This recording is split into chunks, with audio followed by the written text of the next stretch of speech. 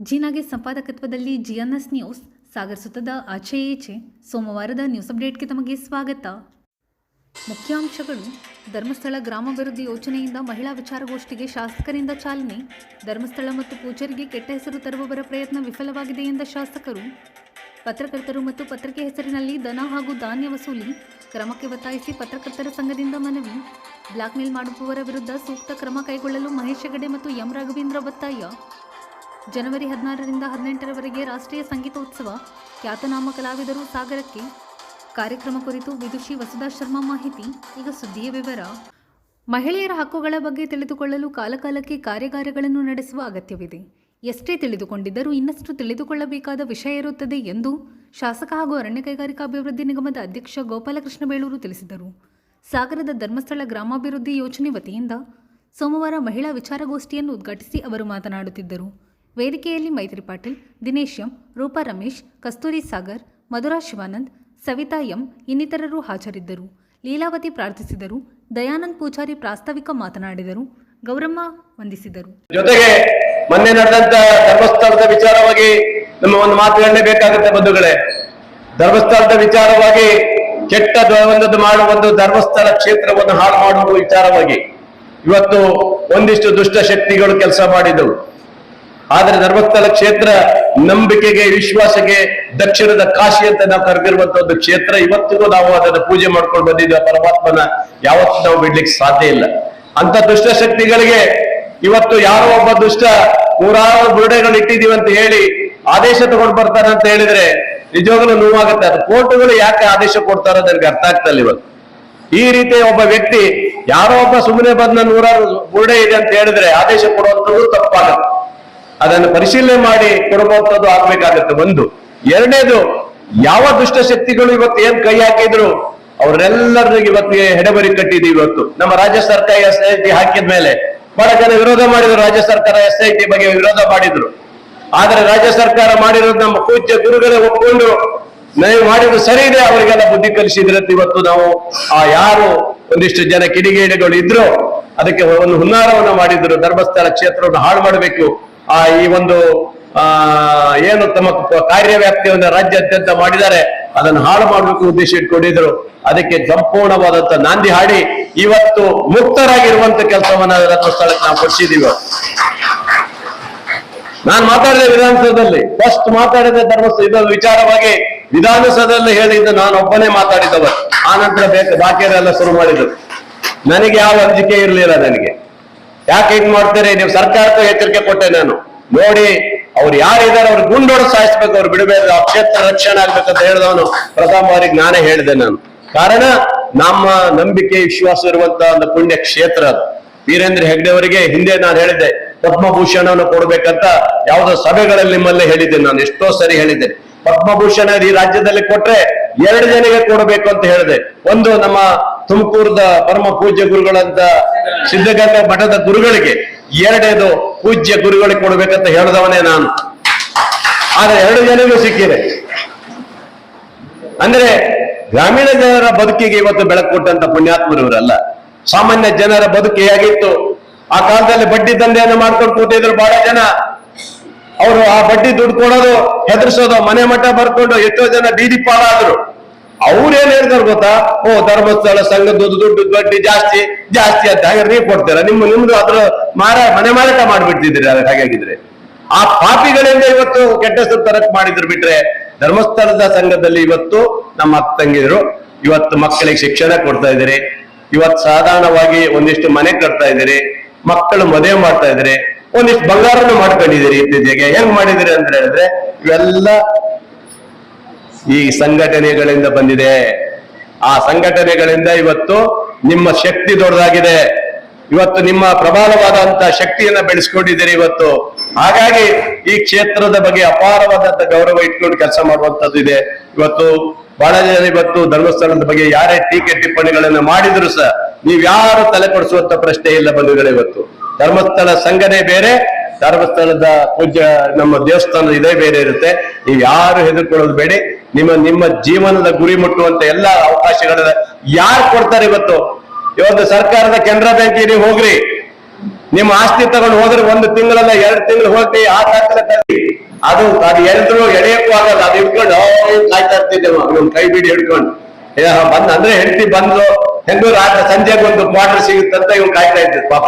ಅಂತ ಕಷ್ಟ ಕಾಲದಲ್ಲೂ ಸಹ ಜಡತ್ವವನ್ನು ಹೊಂದಿರುವಂತದ್ದು.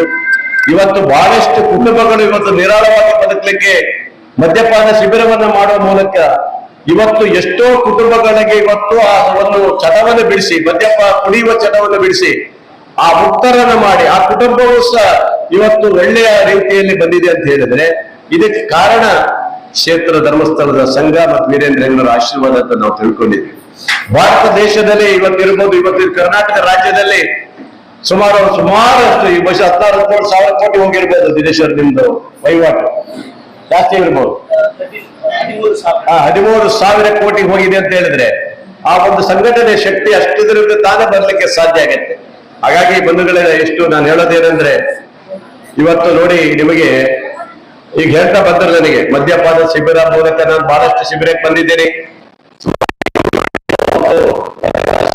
ಬಿಟ್ಟು ಒಂದಿಷ್ಟು ಜನ ಬಿಡಿ, ಅದನ್ನು ವಾಪಸ್ ಹೋಗಿರ್ತಾರೆ, ಅದ್ರಲ್ಲಿ ಏನು ಮಾಡ್ಲಿಕ್ಕೆ ಆಗುದಿಲ್ಲ, ಅವ್ರು ಇದು ಮಾಡಕ್ ಆಗುದಿಲ್ಲ. ಅಂತ ಒಂದು ಇದ್ರಲ್ಲೂ ಸಹ ಆರೋಗ್ಯ ಸ್ಕೀಮ್ಗಳಿದೆ. ಬಹಳಷ್ಟು ಜನರಿಗೆ ಆರೋಗ್ಯದಲ್ಲಿ ವ್ಯತ್ಯಾಸ ಆದ್ರೆ ಅದಕ್ಕೂ ಸಹ ದುಡ್ಡು ಕೊಡ್ತಾರೆ. ವಿದ್ಯಾಭ್ಯಾಸ ಕೇಳಿದ್ರು 1,000 ಮಕ್ಕಳಿಗೆ ಕೊಡ್ತಾ ಇದೀವಿ ಅಂತ ಹೇಳಿದ್ರು. ಕೆರೆಗಳಿಗೆ ಕಾಯಕಲ್ಪ ಮಾಡಿರೋದು 1,000 ಕೆರೆಗಳನ್ನ ಕಾಯಕಲ್ಪ ಮಾಡಿದ್ರು. ಮೊನ್ನೆ ಇತ್ತೀಚೆಗೆ 3-4 ತಿಂಗಳ ಹಿಂದೆ ನಮ್ಮ ಪೂಜ್ಯರಾದಂತ ವೀರೇಂದ್ರ ಹೆಗ್ಗಡೆಯವರೇ ಬಂದು ನಮ್ಮ ಶಿವಮೊಗ್ಗದ ನಮ್ಮ ಪ್ರಾಣಿ ಸಂಗ್ರಹಾಲಯದಲ್ಲಿ, ತಾವರೆಕೊಪ್ಪ ಪ್ರಾಣಿ ಸಂಗ್ರಹಾಲಯದಲ್ಲಿ ಅವತ್ತು ನಾವು ಅವರ ಒಟ್ಟಿಗೆ ಉದ್ಘಾಟನೆ ಮಾಡಿದ್ವಿ. ಖುಷಿ ಆಯ್ತು. ಅವ್ರ ಜೊತೆಗೆ ನಾನು ಪ್ರಾಣಿಗಳೆಲ್ಲ ನೋಡ್ಲಿಕ್ಕೆ ಒಂದು ಟ್ರಿಪ್ ಹೋಗಿದ್ವಿ, ಅಲ್ಲಿ ಒಂದು ರೌಂಡ್ ಹೊಡೆದು ಬಂದಿದ್ದೀವಿ ನಾವು. ಅದೆಲ್ಲ ವಿಡಿಯೋದಲ್ಲಿ ಇದೆ. ಅಂದ್ರೆ ಆ ರೀತಿ ಒಂದು ಜನರಲ್ಲಿ ಭಕ್ತಿಯ ಜೊತೆಗೆ ಆ ಭಕ್ತಿಯ ಮೂಲಕ ಜನರನ್ನ ಅಭಿವೃದ್ಧಿ ಪಡಿಸುವಂತ ಕೆಲಸದಲ್ಲಿ ಪಾಲ್ಗೊಳ್ಳುವಂತದ್ದು ಇದು ಬಹಳ ಕಷ್ಟ, ಎಲ್ಲರೂ ಮಾಡ್ಲಿಕ್ಕೆ ಆಗೋದಿಲ್ಲ. ಸಾವಿರಾರು ಕೆರೆಗಳನ್ನ ಕೊಟ್ಟು ಇವತ್ತು ಅಭಿವೃದ್ಧಿ ಮಾಡಿಸಿದ್ದಾರೆ. ನಾವು ಸರ್ಕಾರಕ್ಕೆ ಹಿಂದೆ ಹೇಳಿದ್ದೆ, ನಾನು ಹಿಂದೆ ಒಂದ್ಸರಿ ನಾನು ವಿಧಾನಸೌಧದಲ್ಲೇ ಮಾತಾಡಿದ್ದೆ. ನೀವೇನಾದರೂ ಸರ್ಕಾರದ ಹಣವನ್ನ ಕೆರೆಗಳಿಗೆ ಕೊಡೋದಾದ್ರೆ ಪೂಜ್ಯ ಗುರುಗಳಾದ ಧರ್ಮಸ್ಥಳ ಗ್ರಾಮೀಣ ಪತ್ರಿಕೆಗಳ ಮತ್ತು ವರದಿಗಾರರ ಹೆಸರು ಹೇಳಿ ಹಣ ಮತ್ತು ಧಾನ್ಯವನ್ನು ವಸೂಲಿ ಮಾಡುತ್ತಿರುವವರ ವಿರುದ್ಧ ಸೂಕ್ತ ಕಾನೂನು ಕ್ರಮ ಜರುಗಿಸುವಂತೆ ಒತ್ತಾಯಿಸಿ ಸೋಮವಾರ ಕರ್ನಾಟಕ ರಾಜ್ಯ ಕಾರ್ಯನಿರತ ಪತ್ರಕರ್ತರ ಸಂಘದ ವತಿಯಿಂದ ಡಿವೈಎಸ್ಪಿ ಕಚೇರಿಗೆ ಮನವಿ ಸಲ್ಲಿಸಲಾಯಿತು. ಈ ಸಂದರ್ಭದಲ್ಲಿ ಸಂಘದ ಅಧ್ಯಕ್ಷ ಮಹೇಶ್ ಹೆಗಡೆ, ಹಿರಿಯ ಪತ್ರಕರ್ತ ಎಂ ರಾಘವೇಂದ್ರ ಮಾತನಾಡಿದರು. ಈ ಸಂದರ್ಭದಲ್ಲಿ ಪ್ರಧಾನ ಕಾರ್ಯದರ್ಶಿ ಎಂಜಿ ರಾಘವನ್, ಸಹ ಕಾರ್ಯದರ್ಶಿ ಲೋಕೇಶ್ ಕುಮಾರ್, ಉಪಾಧ್ಯಕ್ಷ ರವಿನಾಯ್ಡು, ಖಜಾಂಚಿ ಗಿರೀಶ್ ರಾಯ್ಕರ್, ಪ್ರಮುಖರಾದ ಜಿ ನಾಗೇಶ್, ದೀಪಕ್ ಸಾಗರ್, ಕೆಬಿ ಸತ್ಯನಾರಾಯಣ್, ಬಿಡಿ ರವಿಕುಮಾರ್, ಜಮೀಲ್ ಸಾಗರ್, ಇಮ್ರಾನ್ ಸಾಗರ್, ರಫೀಕ್ ಕೊಪ್ಪ, ವಸಂತ್ ನೇಚಟಿ, ವಸಂತ್ ಉಳುವಿ, ನಾಗರಾಜ್, ಅಖಿಲೇಶ್ ಚಿಪ್ಲಿ, ಮಾಸ ನಂಜುಂಡಸ್ವಾಮಿ ಇನ್ನಿತರರು ಹಾಜರಿದ್ದರು.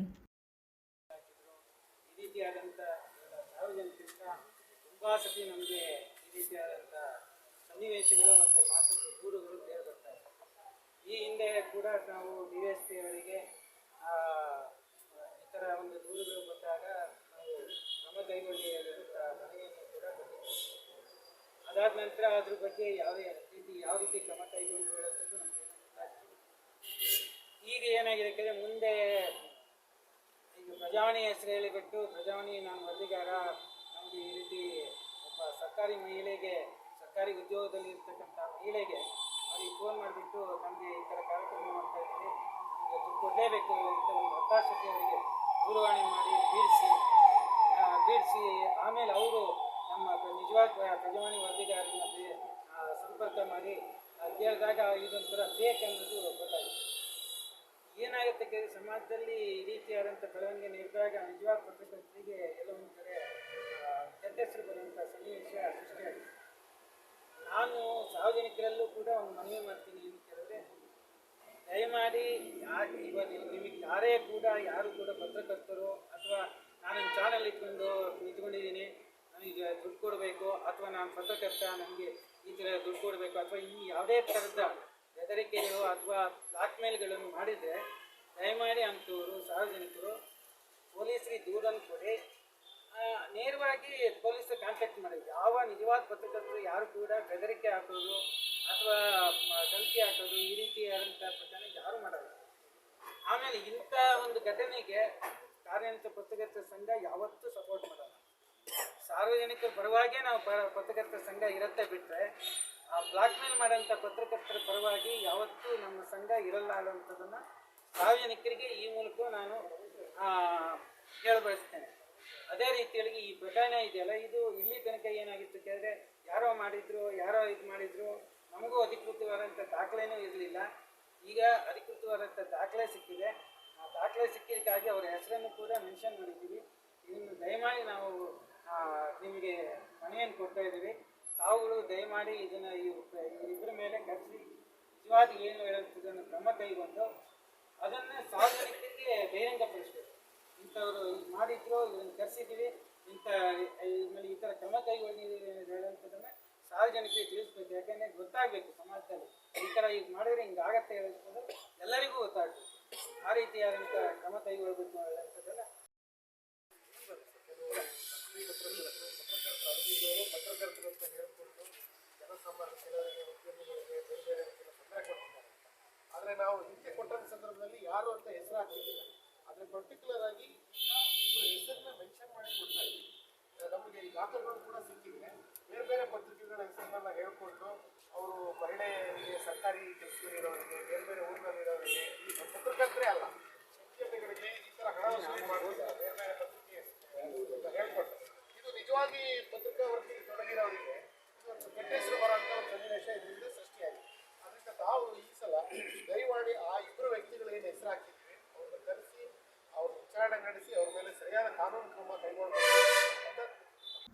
26ನೇ ವರ್ಷದ ಷಡ್ವಿಂಶಃ ರಾಷ್ಟ್ರೀಯ ಸಂಗೀತೋತ್ಸವ ಜನವರಿ 16ರಿಂದ 18ರವರೆಗೆ ನಗರಸಭಾ ಆವರಣದ ಗಾಂಧಿ ಮೈದಾನದಲ್ಲಿ ನಡೆಯಲಿದೆ ಎಂದು ವಿದುಷಿ ವಸುಧಾ ಶರ್ಮಾ ತಿಳಿಸಿದರು. ಸಾಗರದ ಕರ್ನಾಟಕ ಕಾರ್ಯನಿರತ ಪತ್ರಕರ್ತರ ಭವನದಲ್ಲಿ ಸೋಮವಾರ ಕರೆಯಲಾಗಿದ್ದ ಸುದ್ದಿಗೋಷ್ಠಿಯಲ್ಲಿ ಅವರು ಮಾತನಾಡುತ್ತಿದ್ದರು. ಗೋಷ್ಠಿಯಲ್ಲಿ ಪಂಡಿತ್ ಮೋಹನ್ ಹೆಗಡೆ ಹುಣಸೆಕೊಪ್ಪ, ವಿದ್ವಾನ್ ನರಸಿಂಹಮೂರ್ತಿ ಹಳೆಯಿಕ್ಕೇರಿ, ಮೋಹನ್ ಶರ್ಮಾ, ಶ್ರೀಧರ್ ಶಾನ್ಬಾಗ್ ಇನ್ನಿತರರು ಹಾಜರಿದ್ದರು. ನಡೆಯಲಿಕ್ಕಿದೆ. ರಾಜ್ಯದಲ್ಲೇ 2ನೇ ಅತಿ ದೊಡ್ಡ ಸಂಗೀತೋತ್ಸವ ಇದು. ಪ್ರತಿ ವರ್ಷದಂತೆ ಈ ವರ್ಷವೂ ಕೂಡ ರಾಷ್ಟ್ರೀಯ ಹಾಗೂ ಅಂತಾರಾಷ್ಟ್ರೀಯ ಮಟ್ಟದ ಕಲಾವಿದರು ಇಲ್ಲಿ ಭಾಗವಹಿಸಲಿಕ್ಕಿದ್ದಾರೆ. ಹಾಗೂ ಉದ್ಘಾಟನಾ ಸಮಾರಂಭದಲ್ಲಿ ಹಾಗೂ ಸಮಾರಂಭದಲ್ಲಿ ಇಲ್ಲಿ ಗಾಯಕ ವಾದಕರಿಗೆ ಸನ್ಮಾನ ಇದೆ. ಹಾಗೂ ಸಮಾರಂಭದಲ್ಲಿ ಪಂಡಿತ್ ಮಡಿವಾಳಯ್ಯ ಶಾಲೆಯವರಿಗೂ ಸನ್ಮಾನ ಇದೆ, ರಾಜ್ಯ ಪ್ರಶಸ್ತಿ ಪುರಸ್ಕೃತರು.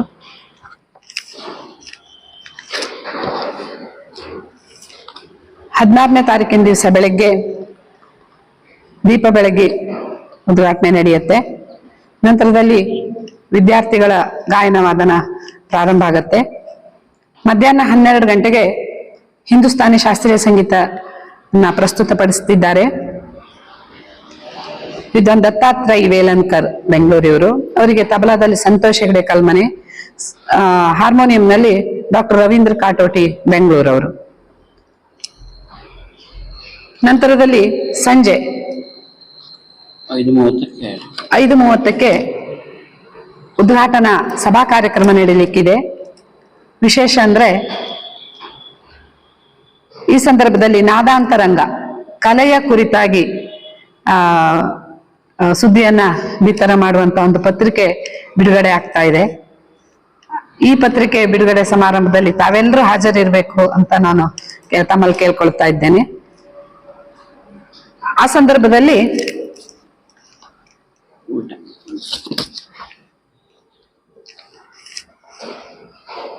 ಡಾಕ್ಟರ್ ಪರಮ ಪೂಜ್ಯ ವೈ ರಾಜಾರಾಮ್ ಮತ್ತು ಸಹೋದರರು, ಪೀಠಾಧ್ಯಕ್ಷರು ಶ್ರೀ ನರಹರಿ ಸದ್ಗುರು ಆಶ್ರಮ ಹಿಂದೂಪುರ ಅವರು ಸಾನ್ನಿಧ್ಯವನ್ನ ವಹಿಸಲಿದ್ದು, ಈ ನಾದಾಂತರಾಂಗ ಪತ್ರಿಕೆ ಬಿಡುಗಡೆಯನ್ನ ಶ್ರೀ ರಾಧಾಕೃಷ್ಣ ಬಂದಗದ್ದೆ ಇವರು ಮಾಡ್ಲಿಕ್ಕಿದ್ದಾರೆ. ಮುಖ್ಯ ಅತಿಥಿಗಳಾಗಿ ಶ್ರೀ ಕಾಗೋಡು ತಿಮ್ಮಪ್ಪನವರು, ಶ್ರೀ ಎಚ್ ಹಾಲಪ್ಪ ಹರ್ತಾಳ್ ಅವರು, ಪ್ರೊಫೆಸರ್ ಎನ್ ಶಂಭು ಭಟ್ ಕಡತೋಕ ಅವರು, ಹಾಗೂ ಪಂಡಿತ್ ಮೋಹನ್ ಹೆಗಡೆ ಹುಣಸೆಕೊಪ್ಪ ಅವರು, ಸಭೆಯಲ್ಲಿ ಇರ್ಲಿಕ್ಕಿದ್ದಾರೆ. ಸಾಧಕರಿಗೆ ಸನ್ಮಾನದಲ್ಲಿ ಎಷ್ಟೋ ವರ್ಷದಿಂದ ನಮ್ಮ ವಿದ್ಯಾಲಯದ ಎಲ್ಲ ಮಕ್ಕಳ ಏಳಿಗೆಗೆ ಕಾರಣರಾದವರು ಇವರು. ತುಂಬಾ ದೊಡ್ಡ ಕಲಾವಿದರಾದರೂ ಕೂಡ ಮಕ್ಕಳಿಗೂ ಕೂಡ ಅವರು ಸಾಥಿಯನ್ನ ಮಾಡಿ ಆ ಕಲೆಯ ಶ್ರೇಷ್ಠತೆಯನ್ನ ಮೆರೆದಿದ್ದಾರೆ. ಅವರಿಗೆ ಸನ್ಮಾನವನ್ನು ಇಟ್ಕೊಂಡಿದ್ದೇವೆ. ಶ್ರೀ ಸುಬ್ಬಣ್ಣ ಮಂಗಳೂರು, ಶ್ರೀ KP ಹೆಗಡೆ ಶಿರ್ಸಿ, ಶ್ರೀಮತಿ ಜ್ಯೋತಿ ಶಶಿಧರ್, ಶ್ರೀ BC ಶಶಿಧರ್ ಇವರು ಈ ಸಂಗೀತ ಶಾಲೆ ಮೊದಲಿಗೆ ಪ್ರಾರಂಭವಾಗ್ಲಿಕ್ಕೆ ಕಾರಣ ಅವರಿಗೂ ಸನ್ಮಾನ ಇದೆ. ಚೇತನ ರಾಜೀವ್ ರಾವ್ ಅವರು, ಶ್ರೀ ರಾಜೀವ್ ರಾವ್ ಅವರು, ಮಂಜುನಾಥ್ ಮೋಟಿನ್ ಸರ್ ಅವರು, ನಿಖಿಲ್ ವಿ ಕುಂಸಿ, ಸಂತೋಷ್ ಹೆಗಡೆ ಕಲ್ಮನೆ, ಶೌರಿ ಶಾನ್ಭೋಗ್, ವಿಶ್ವಾಸ್ ಬೆಂಗಳೂರು ಅವರಿಗೆ ಸನ್ಮಾನ ಇರುತ್ತೆ.